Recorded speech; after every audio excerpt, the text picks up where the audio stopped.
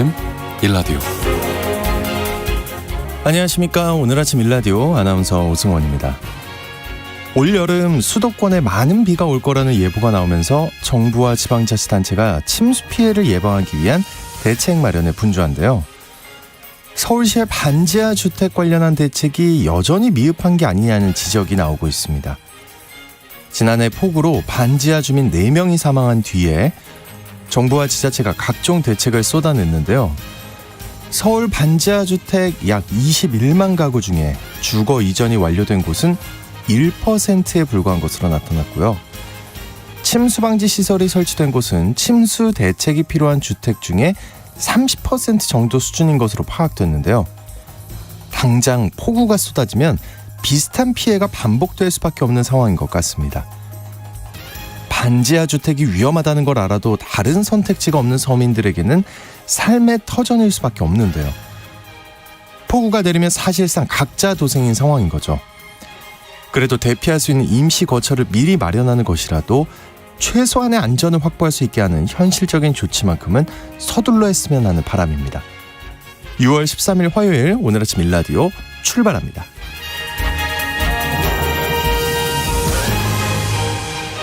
오늘 아침 일라디오 이 시간은 물론 KBS 일라디오의 모든 프로그램은 유튜브 KBS 일라디오 공식 채널이나 모바일 콩 어플리케이션을 통해 실시간으로 함께 하실 수 있습니다. KBS 일라디오 채널 구독과 좋아요, 댓글 많이 부탁드리겠습니다.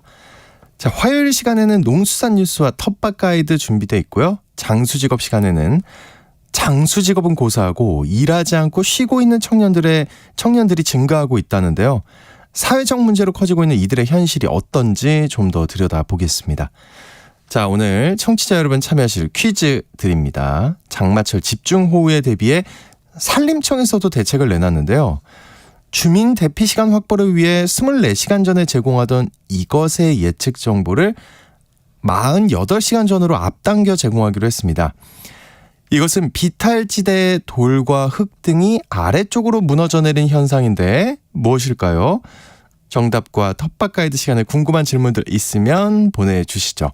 자, 추첨을 통해서 농촌진흥청에서 제공하는 웰빙 혼합 잡곡 세트를 한 분께, 또 향긋한 커피를 드실 수 있는 모바일 커피 쿠폰을 4분께 드리겠습니다. 방송에 참여하실 분들은 단문 50원, 장문 100원이 드는 유료 문자 샵 9730으로 보내주시기 바랍니다.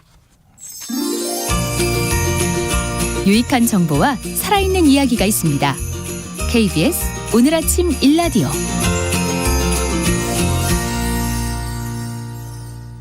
농수산 뉴스 시간입니다. 후쿠시마 원전 오염수 방류를 앞두고 일본에서 방류 처리 시설에 대한 시험 운전에 들어갔다는 소식이 전해졌는데요. 농어민신문 이진우 기자와 이 소식 살펴보겠습니다. 안녕하십니까? 예, 안녕하십니까? 네, 어제 해양수산부가 수산물 안전관리를 주제로 브리핑이 있었다고요? 그렇습니다. 송상근 해수부 차관이 브리핑에 나섰는데요. 해수부가 지난 2011년 이후 약 3만 건의 수산물 방사능 검사를 진행을 했고, 국내 기준이 국제 기준보다 10배 이상 엄격하지만 단 한 건의 부적합 건도 나오지 않았다, 이렇게 이야기하면서, 그럼에도 불구하고 우려를 해소하기 위해서 국민과 수산업계 등과 투명하게 관련 정보를 공유하는 한편, 앞으로도 우려를 불식시키기 위해서 다양한 채널을 통해서 설명하고 소통할 계획이다, 이렇게 밝힌 게 골자였습니다. 네, 이게 후쿠시마 원전 오염수 방류에 대해서는 사실 우리 국민들의 우려가 크고 특히 어민들이 제일 불안해하지 않을까 싶은데 어떻게 소통을 한다는 건가요? 일단 오늘부터 3주간 권역별로 수산물 안전 현장 설명회를 어업인을 대상으로 진행을 하고요. 네.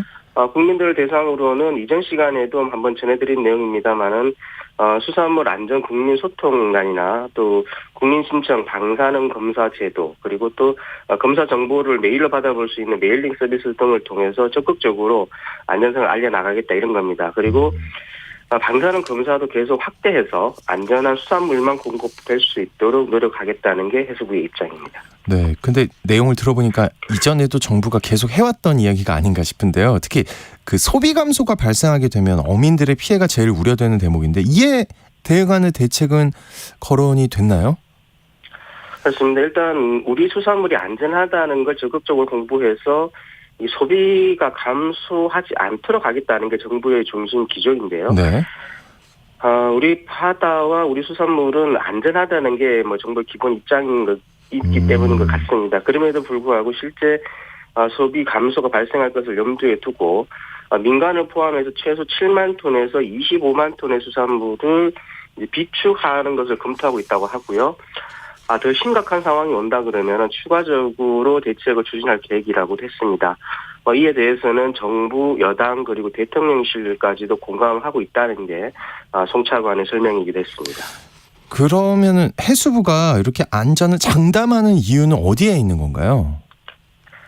이게 2011년 후쿠시마 원전 사고 발생 당시에 외부로 방출된 방사능 물질의 양이 지금 남아있는 것보다 훨씬 많은데, 네. 그 이후에 10여 년이 지났는데도 아직까지 우리 해역에서는 아무런 문제가 발생하지 않았다는 게 제일 큰 이유입니다. 하지만 당시 사고를 두고서도 일본 정부에서조차 대재앙이라고 언급을 했었다는 점이 있고요. 또 그리고 이런 재앙을 이번에는 방류라는 행위로 다시 발생시키는 것이라는 게 국내 환경시민 사회단체가 후쿠시마 원전 오염수 방류를 바라보는 시각이기도 한데요. 네. 실제 그래서 방류 후에 어떤 파장이 불어닥칠지에 대해서는 사실 걱정이 앞서는 상황이긴 합니다. 네. 자, 올해 과일 작황이 좋지 않을 것이라는 전망이 나왔다는데요. 아무래도 꽃이 피는 시기에 닥친 저온 피해 때문이겠죠? 그렇습니다. 이게 최근 한국농촌경제연구원이 발표한 6월 과일 관측에 따르면요. 올봄 개화기에 불어닥친 냉해 피해로 인해서 주요 과일 품목이 전반적으로 생육 상태가 좋지 않은 것으로 나타났습니다. 농경연의 농업관측센터가 표본 농가를 대상으로 전년 대비 착과수 혹은 또 봉지를 씌운 수 등을 이제 조사를 했는데요. 네. 사과는 착과수가 15.7% 그리고 복숭아는 11.1% 감소를 했다고 했고요. 또 그리고 배는 봉지를 씌운 수가 18.9%나 감소한 것으로 이렇게 조사가 됐습니다. 네, 이렇게 되면 문제가 실제 생산량 감소로 이어질 것이냐는 게 아닐까 싶은데요. 상황은 어떻게 전망되고 있나요? 이 지역에 따라서 아주 심각한 냉해를 피해를 입은 지역도 있고요. 또 조금 그렇지 않은 지역도 있어서 이 냉해 피해가 어느 정도 생산량 감소로 이어질지는 미지수라는 게 농경연의 설명이긴 합니다만은 어쨌든 피해가 발생한 만큼 전반적으로 전년보다는 생산량이 줄지 않겠느냐 하는 관측이고요. 여기에 대해서 개화기 냉해 피해 발생하게 되면은 기형과 생산으로도 이어지기 때문에 또 상품성이 있는 과일의 시장 공급량에도 영향을 미치는 게 통상적인 양태다 이렇게 보시면 될 것 같습니다. 그리고 또 과수 화상병도 문제가 되고 있다고요. 그렇습니다. 이게 충청권을 중심으로 과수 화상병이 확산되는 양상을 보이고 있는데요. 아시다시피 일단 이 병이 발생하게 되면은 네. 방제가 불가능하기 때문에 큰 문제가 됩니다. 여기에 대해서 원래는 태풍도 역대급으로 올 것이다 이런 전망이 겹치고 있어서 현재 지금까지 이런 것들이 현실화되면은 낙과 피해까지도 발생할 수 있기 때문에 여러모로 과일 농사 참 어려운 상황이라고 볼 수 있을 것 같습니다. 그러니까요. 호재가 없네요. 근데 사실 좀 못생기거나 흠집이 있어도 먹는데 큰 문제는 없지 않습니까? 그렇습니다. 이게 최근 몇 년간 보면은 못난이 사과처럼 이제 모양이 좀 보기는 좋지 않더라도 먹기엔 전혀 문제가 없는 네. 과일을 소비하자 이런 운동이 벌어지고 있는데요. 이게 사실 농촌에서 사는 제 경험을 좀 말씀드리면 이렇습니다. 네. 이게 사과나 배나 자두 같은 과일을 보면은 제일 맛있는 과일은 일단 벌레가 먼저 알고 먹거든요. 네, 저도 그렇게 그러고 들었어요. 그러고 나면 그게 바닥에 떨어지게 되는데요. 이게 사실은 제 기억으로 제일 맛있는 과일이었습니다. 물론 썩은 과일을 드시라는 것은 아니고요. 모양이 조금 너무 집착하지 마시고 맛있는 과일을 좀 골라 드시는데 좀 더 관심을 가지셨으면 좋겠습니다. 그러니까요. 이런 말씀드리긴 좀 뭐하지만 선물할 것만 아니면 사실 먹는 데는 훨씬 더 맛있을 수 있다. 네. 그렇습니다. 네. 소규모 어가와 어선원들에게 지원하는 직불제 신청 기간이 한 달 연장됐다고요. 그렇습니다. 이 어업인 간의 이제 소득 격차를 완화하는 차원이 있고요. 또 안정적인 소득을 지원하기 위해서 이게 도입된 제도가 바로 소규모 어가 및 어선원 직접 지불제인데요. 영세 어가와 어선원을 대상으로 연간 120만 원을 지불하는 제도입니다. 근데 이게 당초 직불금 신청 마감이 지난달 말까지였는데요. 마감일을 연장해서 이달 30일까지 신청을 받습니다. 자세한 내용은 포털 사이트에서 수산정보 포털 이렇게 검색을 하시면 네. 이 사이트에 접속을 할 수가 있고요. 여기 접속을 하면은 직불금 제도와 관련된 설명 동영상이 있는데 이걸 보시면은 자세하게 확인하실 수 있습니다. 네. 자, 오늘 농수산 뉴스 지금까지 한국농어민신문의 이진우 기자와 함께했습니다. 오늘 얘기 고맙습니다. 감사합니다.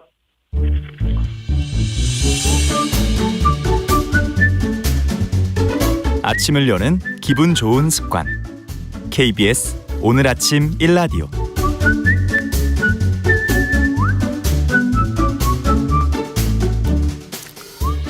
직장은 나와도 평생 직업이 필요한 시대를 위한 장수 직업 시간입니다. 아무것도 안 하는 청년들이 39만 명에 달하고요. 청년 4명 중 3명이 한동안 재취업을 미루거나 포기하는 이른바 번아웃이 나타나고 있다고 합니다. 장수 직업은커녕 제대로 일을 계속 찾지 못하고 포기하는 청년들의 현실 문제 오늘 들여다보겠습니다. 커리어 비전의 최진희 대표님 나와주셨습니다. 안녕하십니까? 네, 안녕하세요. 이거 번아웃이라는 게 직장인들한테만 있는 줄 알았는데 네네. 청년 구직자들 사이에서도 번아웃이 나타나고 있다는 게 좀 놀라운데 왜 그런 걸까요? 우리가 번아웃이라는 게 에너지를 아예 소비한다. 정말 지쳐있는 사람들이 번아웃 됐다 뭐 이런 소리를 많이 하는데요. 네. 어떤 직무를 맡는 도중에 정말 극심하게 육체적으로나 정신적으로 피로를 느낄 때 우리가 거기에서 이제 일을 하는 것도 싫어지고 뭐 성취하는 것도 싫고 승진하는 거 싫고 다 싫어. 모든 게 싫어. 이렇게 지친 상태를 우리가 번아웃 증후군이라고 얘기를 합니다. 네. 정신적인 탈진이라고 보시면 될 것 같고요.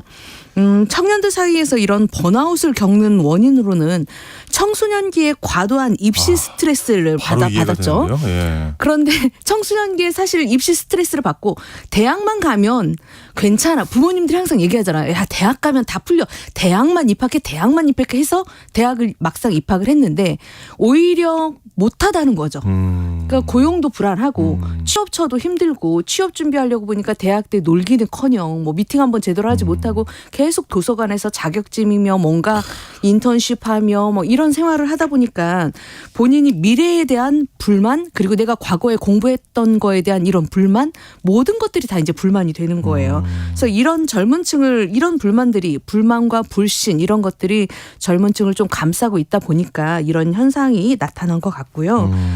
실제로 국내에서 4년제 대학을 졸업하고 대기업에 입사를 했는데 사실 본인이 대기업을 입사하고 싶지만 아무래도 대기업에 가지 못하는 분들도 사실 많잖아요. 그렇다 보면 그럼 눈높이는 낮아서 좀 중소 중견 기업으로도 가야지 해서 취업을 막상 했는데 내가 원하던 급여와 내가 원하던 그 바가 아닌 거죠. 그리고 주변 친구들은 또 대기업을 가다 보니까 중간에 나와서 나 다시 또 준비할래라고 해서 퇴사하고 재취업을 준비하는 친구들 또 근무하면서도 또 있다가 퇴사해서 공기업 지원하는 친구들 이런 분들이 너무 많았던 거예요. 네네. 그렇게 반복적으로.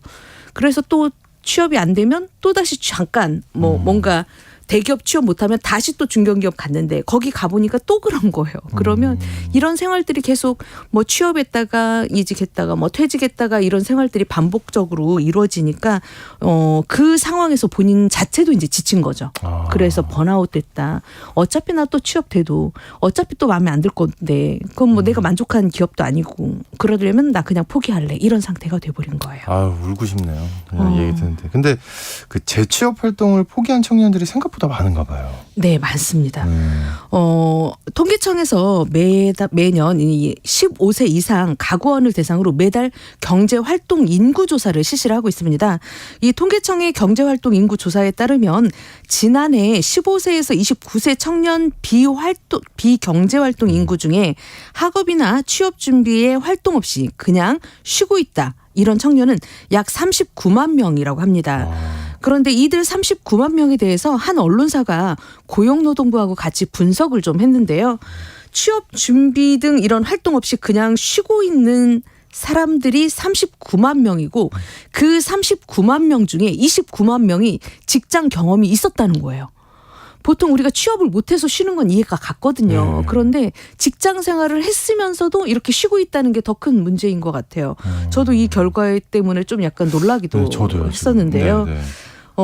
특히 이제 고등학교나 대학생들은 학교를 가야 되잖아요.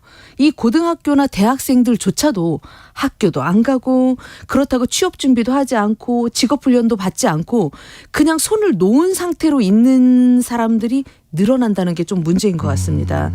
뭐 이런 그냥 쉬고 있다는 청년이 2020년도에는 약 10만 명 조금 넘었는데요. 네. 22년도 작년에는 11만 명, 약 12만 명 정도가 점점 증가되고 있고요. 오히려 같은 기간에 청년들이 35만 명 정도가 감소했어요. 저희가 인구도 줄었지만 청년 인구도 더 줄었거든요. 이 35만 명을 줄어든 걸 생각하면 요건 훨씬 더 많은 인력들이 다 쉬고 있다라는 걸 나타내고 있습니다. 어떡합니까? 걱정되죠. 네, 진짜 걱정이 되고 아까 잠깐 대략적으로 왜 번아웃이 오는지 말씀을 해주셨는데 취업준비생들이 번아웃을 경험하게 된 가장 큰 이유를 얘기한다면 어떻게 얘기할 수 있을까요? 이 문제에 대해서 잡코리아하고 알바몬이 조사를 했습니다.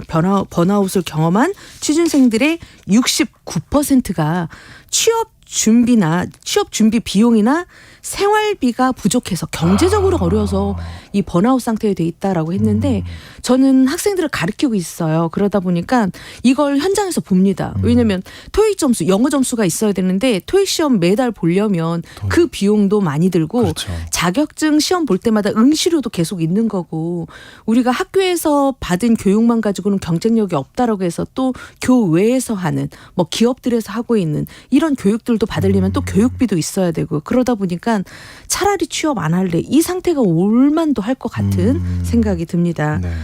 그 다음으로 2위로는 코로나19 속에서 공채가 취소됐다는 좀 암울하죠. 공채가 취소됐거나 아예 기약 없이 수시 채용으로 바뀌고 있다 보니까 어차피 수시 채용해서 나 지원하면 예전처럼 많이 뽑지도 않고 나보다 훨씬 괜찮은 사람 많이 들어올 텐데 내가 되겠어. 또 이런 생각에 또 지원조차 하지 있어요. 않는. 네. 그럼요. 네. 준비하시면 충분히 될 수 네. 있거든요.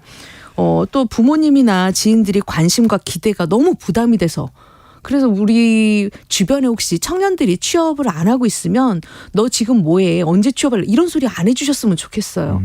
그들도 많이 고민을 하고 네. 있기 때문에 그렇습니다. 스스로 해도 부족한 이 스펙 때문에 많은 이런 고민을 하고 있고 번아웃 상태에 있다라고 합니다. 네.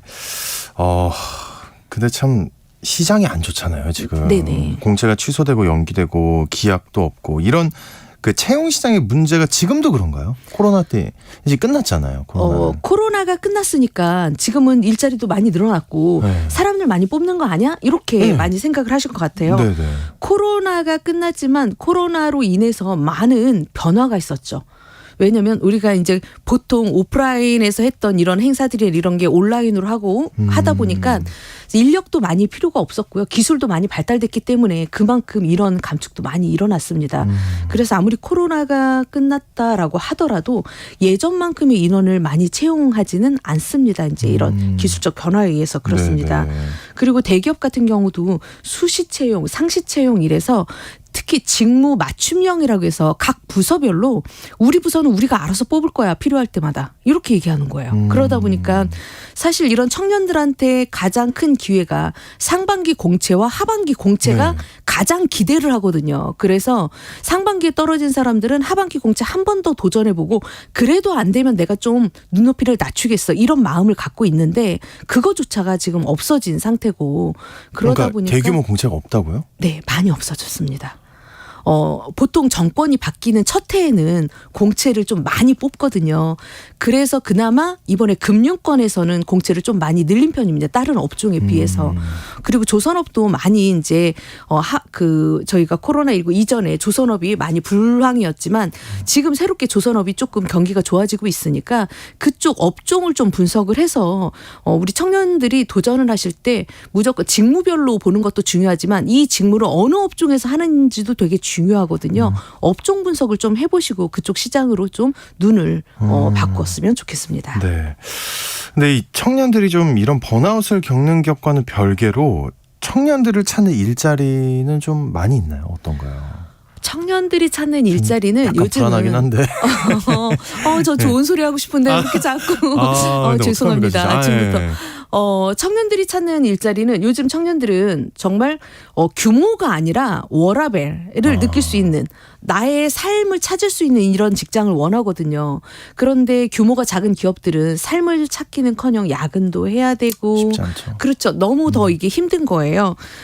그리고 이런 대기업들도 왜 수시로 바뀌었다라고 했잖아요. 네. 그러니까 더 찾기도 없게 됐고 양은 많지만 질은 떨어졌다? 이렇게 보시면 좀 더 쉽게 이해하실 수 있을 것 같습니다. 청년들이 원하는 일자리는 부족하고 그 대신에 기업들은 우리는 사람 많이 뽑는데 니네가 눈높이 낮아서 그런 거 아니야 라고 하지만 이미 우리나라는 선진국으로 이미 선진국화되어 있고 그 선진국에 맞춰서 청년들의 눈높이도 높아진 건 사실입니다. 그렇다면 일자리도 사실 청년들의 눈높이에 맞춰서 뭔가 변화를 가져올 필요는 있습니다.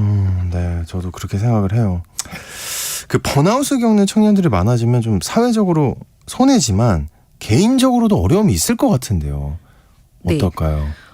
아무래도 사회적으로는 이렇게 청년들이 없으면 인원이 일할 사람이 없다라는 게 사회적인 손실이기도 하지만 개인적으로 내가 번아웃 기간이 길어지면 은둔형 외톨이가 될 수 있는 확률이 높아집니다. 우리가 최근 정말 이슈가 됐었죠. 최근 이제 부산 지역에서 일어난 이 정유정의 잔혹한 살인 사건도 사실 은둔형 외톨이가 불러온 사건이라고 보시면 됩니다.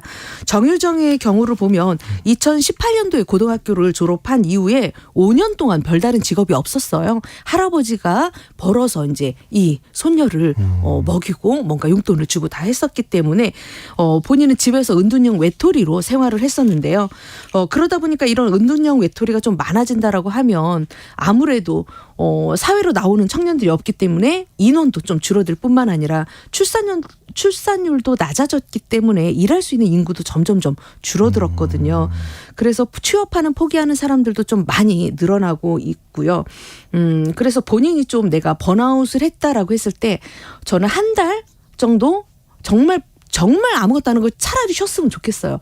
정말 본인이 하고 싶은 것, 정말 여행을 가든 뭐를 하든 이 번아웃을 좀 더 잊고 새로운 에너지를 얻어야 되는 거지 번아웃 상태가 계속 간다라고 하면 결국은 본인이 사회에 적응하지 못하는 부적응자로 또 이렇게 찍히게 되고 저도 며칠 전에 사실 청년들을 컨설팅하면서 그 친구하고 상담을 하는데 너무 안타까웠어요. 본인이 지금 한 2년 정도를 쉬었다라고 얘기했거든요. 그런데 눈을 못 마주쳐요.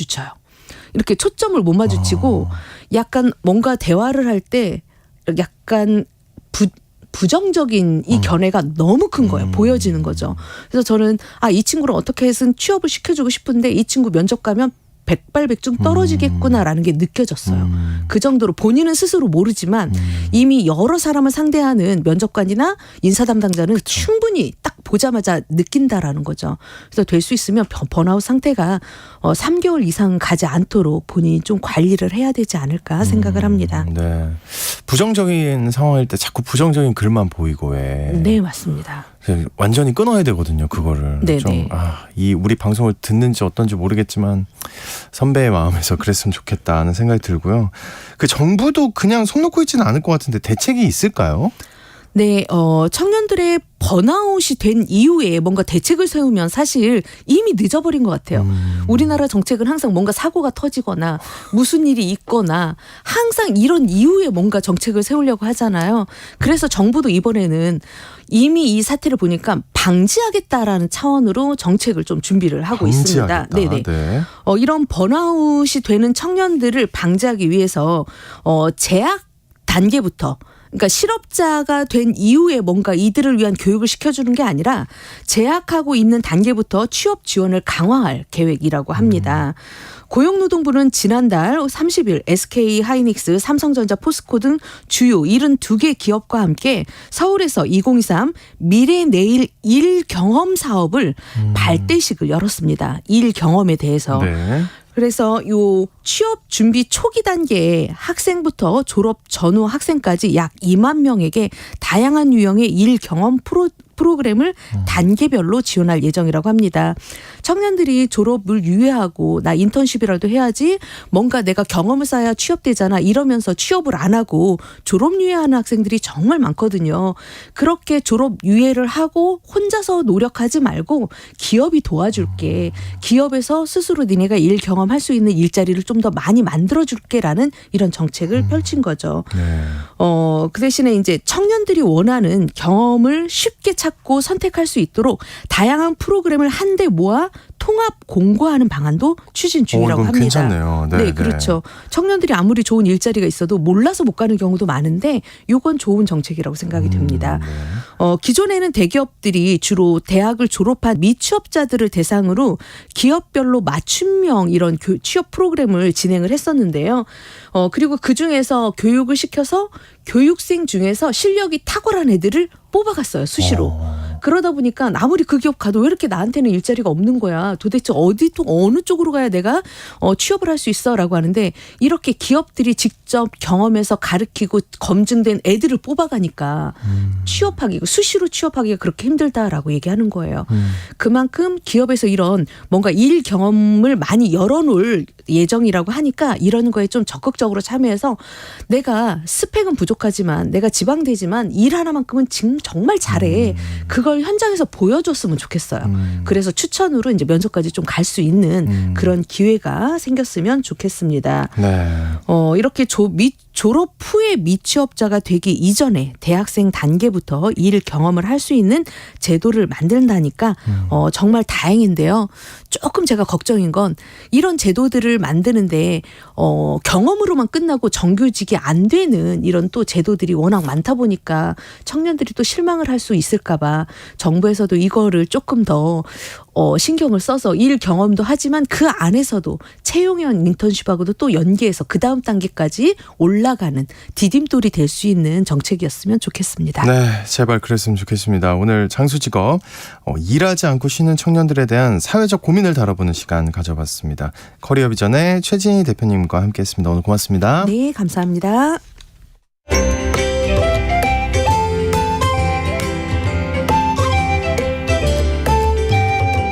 상쾌한 하루의 시작. KBS 오늘 아침 1라디오. 네, 도시 농부들의 텃밭 가이드 수원 씨앗도서관의 박영재 관장님과 함께합니다. 어서 오세요. 네, 안녕하세요. 네, 오늘 텃밭과 관련해서 궁금한 점이 있으시면 단문 50원, 장문 100원이 드는 유료 문자 샵 9730으로 지금 바로 문자 보내주시기 바랍니다. 자세하게 답변 드리도록 할게요. 날씨 변동이 심해지고 있습니다. 네. 감자가 나오는 계절인가요? 네, 어떻습니까? 이제 예. 하지를 앞두고 있는데요. 이제 감자가 나올 철이죠. 지금 보통 요즘 날씨가 아침 저녁으로 굉장히 서늘해서 일할 만한 시간이 좀 줄어들고 있는데요. 겨울에 심었던 마늘과 양파는 벌써 이제 수확을 해서 말리고 있고요.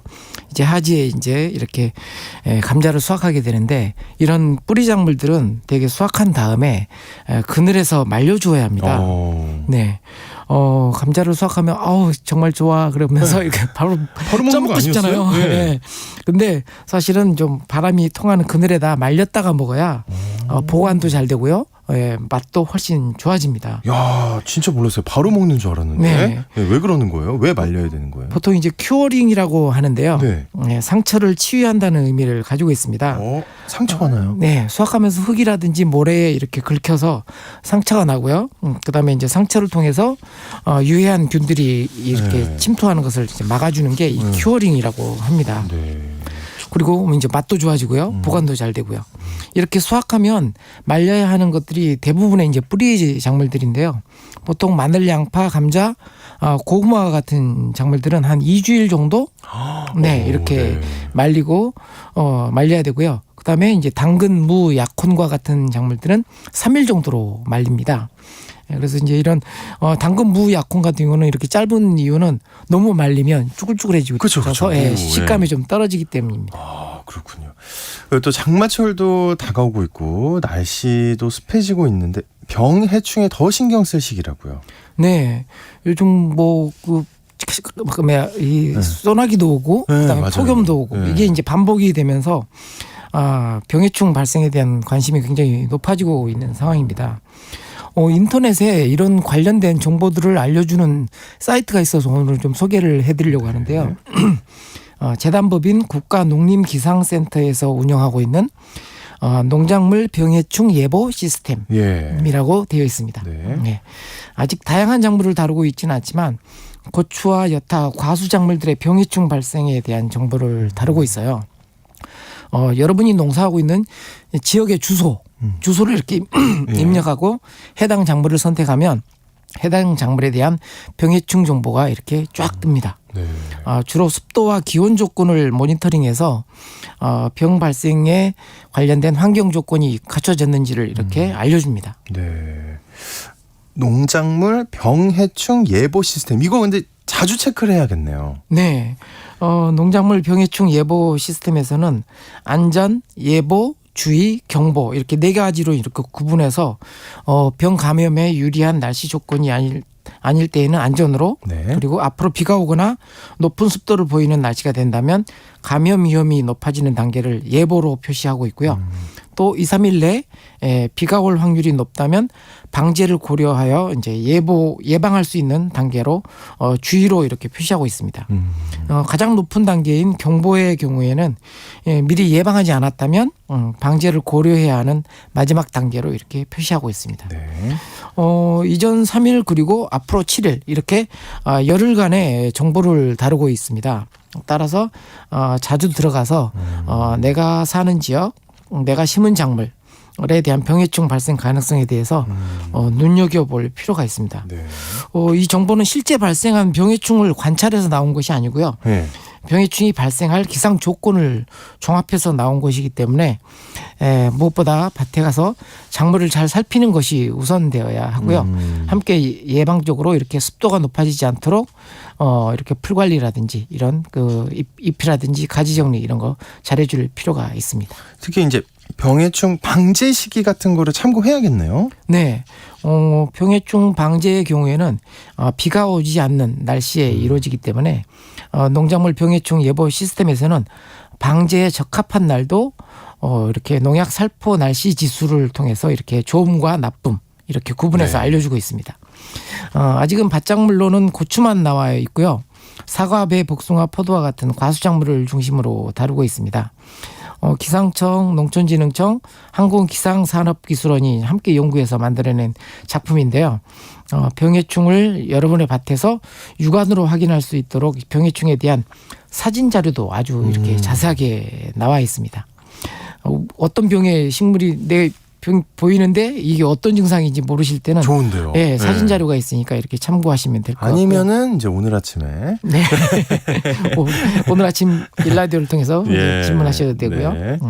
우리나라가 조그만 나라기는 하지만 산이 많아서 국지적인 기상현상이 많이 나타나는데요. 네.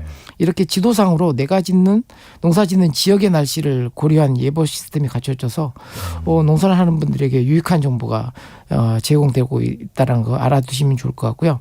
아직은 모든 작물을 포함시키지 못하고 있습니다. 그리고 네. 이제 모든 병에 대한 정보를 다루고 있지도 않아요. 주로 이제 많은 작물들 그다음에 많은 병해충에 관련해서 하고 있고요. 그래도 자주 들여다보면 우리가 농사를 할 때 지켜야 할 규칙이라든지 작물들을 건강하게 지키는 방법들을 배우는 데는 크게 도움이 될 것 같습니다. 네. 그리고 요즘 특히 풀 관리가 중요할 때라고요. 네. 병해충 관련해서도 이 습도 관리가 굉장히 중요하다고 그랬잖아요. 네네. 이렇게 이제 이 습도를 위해서는 본격적인 풀과의 전쟁을 벌여야 하는 시기입니다. 이때 풀을 잡지 못하면 작물 사이에 습도가 높아져서 병해충이 발생하고요. 작물도 잘 자라지가 않습니다. 초보동물들이 대개 이 시기를 넘기기가 쉽지 않아요. 왜요? 덥기도 하고요. 네, 풀이 자라는 속도를 이기지를 못합니다. 그러다 보니까 망연자실에 있다가 옆에 밭이 깨끗하게 관리된 옆밭을 보게 되면 안 부끄럽죠. 여기서도 번아웃 오는 거 아니에요? 네. 그래서 부끄러워서 밭에 나타나지 않고 이렇게 잠적하는 수가 있습니다. 세상에. 네. 이제부터는 좀 호미와 함께 호미의 시기가 좀 지났거든요. 그래서 호미와 함께 이제 낫이 또 필요할 때입니다. 그래서 밭에서는 이 논에서 쓰는 긴 낫보다는 아주 짧은 낫이 있어요. 그러니까 부추 낫이라고 해서 이런 아주 짧은 낫을 가지고 땅에 붙여서 이렇게 바짝 이렇게 잘라주면 풀 관리가 호미보다 좀 쉽다는 것을 알 수가 있습니다. 네, 짧은 나. 네. 자, 청취자분들이 보내신 질문 살펴보겠습니다. 지난주에 미처 답변 못 해드린 질문부터 살펴볼게요. 1914님이 검정콩을 심는 시기와 심을 때의 방법이 궁금합니다 하고 보내주셨어요. 네. 3676님도 대두 메주콩 심는 시기에 대해서 알려달라고 하셨는데요. 네네. 보통 이제 심는 시기는 6월 20일경을 기준으로 합니다. 중부지방의 경우는. 네. 남부지방은 더 일찍 심고요. 네, 그래서 6월 20일을 넘기면 수확을 못할 수도 있습니다. 오, 그래요? 네. 네. 그래서 6월 20일경 이전에 반드시 심으셔야 되고요. 일단 씨앗으로 파종하시는데 아무래도 그 새 피해라든지 이런 게 좀 우려될 수가 있어요. 그래서 심는 자리에 세 알씩 콩 세 알씩 이렇게 콩 세 알을 파종하거든요. 네. 그래서 세 알이 다 이렇게 발화가 되면 하나는 솎아줘서 2개씩 이렇게 콩을 키우면 됩니다. 새 알을 놓는 이유는 이제 3개 하나 정도는 예. 양보할 수 있다는 한 거예요. 자리에 한 40cm 이 간격으로 이렇게 심는데 한 자리에 세 알을 심는 겁니다. 예, 옛날에 어른들은 콩 한 알은 새가 먹고 한 알은 땅벌레가 먹고 한 알은 사람이 먹는다 이런 식으로 얘기했는데요. 예. 그 세 알을 심어서 다 나오면 한 포기는 솎아내고 2포기로 부부로 키우는 게 곡식 농사의 특징입니다. 그래도 새가 좀 양심이 있네요. 네. 그 4614님, 요즘은 고구마가 너무 비싸요. 겨울에 사서 저장하는 방법 있으면 알려주세요. 이렇게 보내주셨네요. 네. 아까 그 뿌리작물들의 큐어링에 대해서 네. 말씀을 드렸는데요. 말리는 거. 네. 그렇게 이제 고구마를 보통 이제 사서 살 때는 이렇게 큐어링이 된 상태로 이렇게 내보내거든요. 그래서 보통 저장 온도가 굉장히 중요합니다. 보통 15도 정도에 보관을 해야 되거든요. 15도요. 네. 감자는 0도 정도로도 상관없는데 고구마는 상대적으로 고온입니다. 그래서 15도 정도면 집에서 가장 좀 서늘한 곳 정도 영하로 떨어지지 않고 네. 예, 15도 미만으로 떨어지지 않는 서늘한 곳에다 보관하시면 봄까지 고구마를 드실 수가 있습니다. 오, 봄까지 꽤 오래 먹을 수 있네요. 네. 1164님, 지금 오이 심어도 될까요? 이렇게 보내주셨어요. 네. 지금 오이가 아마 모종이 나오고 있습니다. 왜냐하면 보통 이제 5월 초에 심고 또 6월 오이라 그래서 6월에 또 오이를 심는 시기이기도 하거든요. 2번이요. 네네. 그래서 아마 지금 원예산 같은 데 가보시면 모종이 나와 있을 겁니다. 그래서 6월에도 오이 심는 시기가 됩니다. 그렇군요. 1658님, 아파트 텃밭에 상추, 고추, 들깨씨를 구입해서 설마 싹이 날까 의심하면서 뿌렸는데 완전 다 싹이 났대요. 감당하기가 어려울 정도랍니다. 어떻게 처리하면 잘 키울 수 있을까요? 비료를 줬더니 잎이 마르네요. 이러셨어요. 네. 이거 완전 성공이라 또 감당을 못하고 계시네. 네, 아마 이제 그 조밀하게 심어서 서로 바글바글하게 이렇게 싹이 나오게 되면 서로 치어서 더구나 이제 아까 얘기했듯이 습도 관리가 안 되고 네. 통기성이 없어지니까 이게 키우기가 베란다에서는 쉽지 않습니다. 그래서 개별로 이렇게 좀 나눠서 나눠야 이렇게 돼요. 심어주시고 네. 그다음에 이제 통기가 잘 되도록 가끔 베란다 문을 열어서 환기도 시켜주고 이런 조치를 좀 하셔야 되고요. 네. 가능하면 한두 포기씩 이렇게 좀 화분을 나눠서 이렇게 심어주시는 게 좋을 것 같습니다. 그러니까 이게 저 이분 마음 좀 이해할 것 같은 게 네. 이 중에 하나 실패하겠지 하고. 근데 다 잘 되고 있다. 네. 나눠라. 네. 알겠습니다. 7910님, 베란다 화분에 마사토에 대파를 씨로 심어서 싹이 났는데 조금 자라다가 스스로 누렇게 되면 죽는데 왜 그런가요? 물과 거름도 주셨대요. 네, 앞의 경우와 비슷할 것 같은데요. 네. 예, 아무래도 바글바글 이렇게 나게 되면 통기성이 떨어져서 서로 이제 습도가 높아지고 그러면서 뭐 이렇게 증상이 나옵니다. 그래서 좀 개별로 이렇게 쪼개서 좀 나눠서 심는 그런 일들을 해주셔야 됩니다. 네. 또 9555님, 올해 옥수수 키가 잘 자라지 않습니다. 이거 왜 그럴까요? 하고 보내셨네요. 여러 가지 이유가 있을 수 있는데요. 옥수수는 그때 한번 거름 대마왕이라고 얘기한 적이 있죠. 많이 든다고. 네, 거름을 엄청 많이 먹는 그런 작물입니다. 그래서 거름 부족이 아닌지를 확인해 보시고요. 아니면 또 이제 옥수수 모종으로 심었으면 모종이 너무 늙은 상태에서 이렇게 심게 되면 또 잘 자라지 않는 경우가 있습니다. 모종이 중요하군요. 네네. 그거를 어떻게 좀 구별할 수 있을까요? 이제 여기 질문하신 분이 본인이 이제 심었던 시기하고 거름 관계를 아마 잘 아실 테니까 그것에 따라서 이렇게 판단을 해보실 수 있을 것 같습니다. 네, 알겠습니다. 오늘도 또 역시 시간상 여기서 마무리를 해야 될 것 같고요. 오늘 답변 못 드린 질문들 또 다음 주에 답변 드리도록 하겠습니다. 텃밭가이드 수원 씨앗도서관의 박영재 관장님과 함께했습니다. 오늘 고맙습니다. 네, 감사합니다. 네, 오늘 퀴즈 정답은 산사태입니다. 2986님 정답 아롱사태. 네. 재미로 보내시지 않았을까 하는 생각이 들고요. 1412님 정답 산사태입니다. 우기철 준비 철저히 해서 피해 입지 않도록 준비해야 할 것입니다 하고 보내주셨는데요. 네, 이게 저희 제작진의 마음과 똑같습니다. 준비 철저히 해야겠고요. 저희는 내일 다시 돌아오겠습니다. 오늘 좋은 하루 보내세요.